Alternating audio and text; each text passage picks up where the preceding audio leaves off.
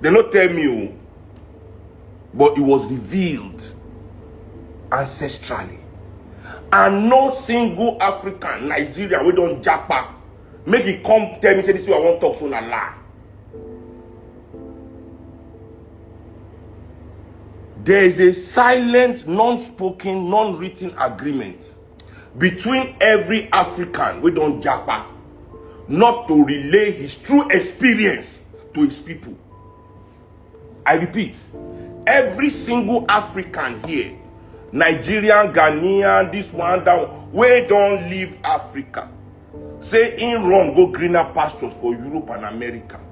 They have an unwritten code, unspoken rule among all of them, not to tell you the reality of their day-to-day experience. If the Africans we don't move from this continent, they hustle for Europe.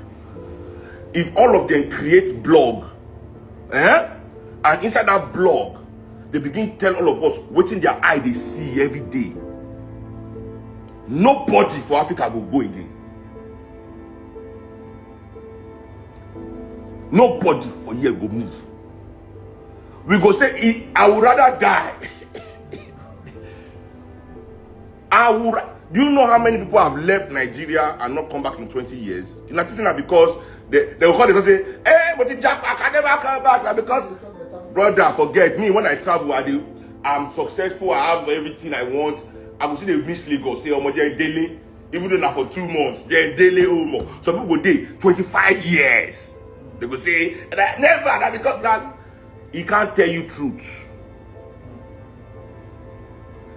He can't tell you truth. They cannot tell you the truth because they don't accept, say, okay, this white way, they've agreed to abandon their cause. We don't abandon. Many of us go away for Nigeria. More than say that better pass those ones we don't japa.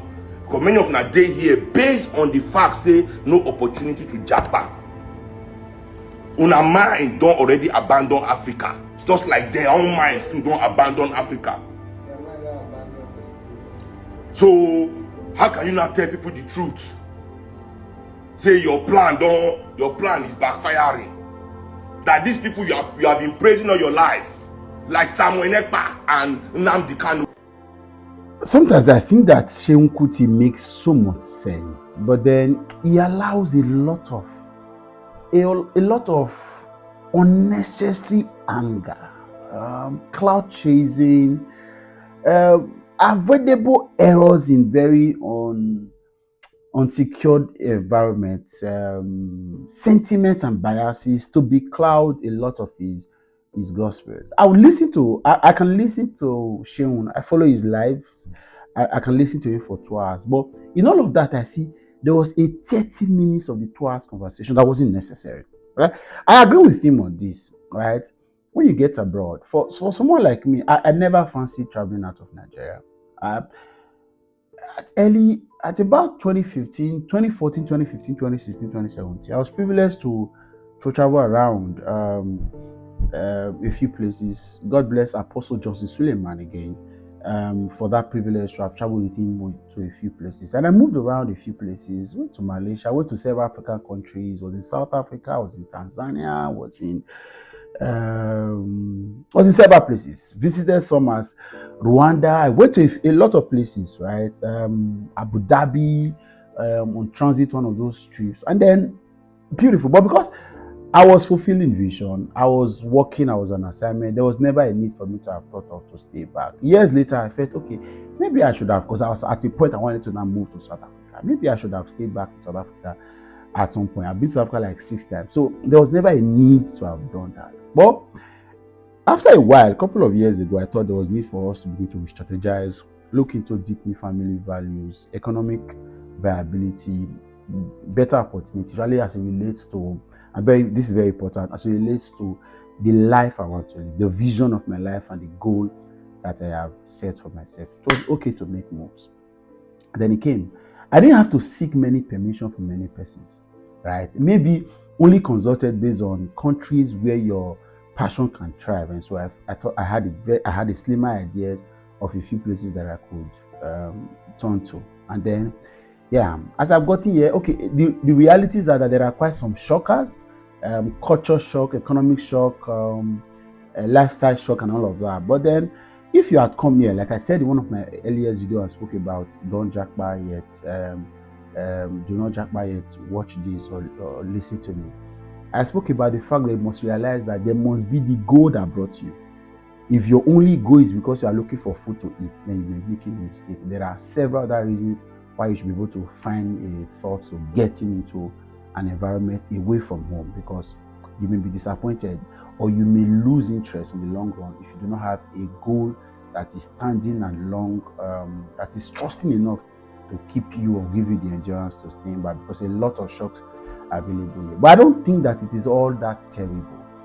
All right, and if sincerely, if you ask most Nigerians to blog about their experience, because now a few videos now they see, now they complain, oh quiet, now they cause some.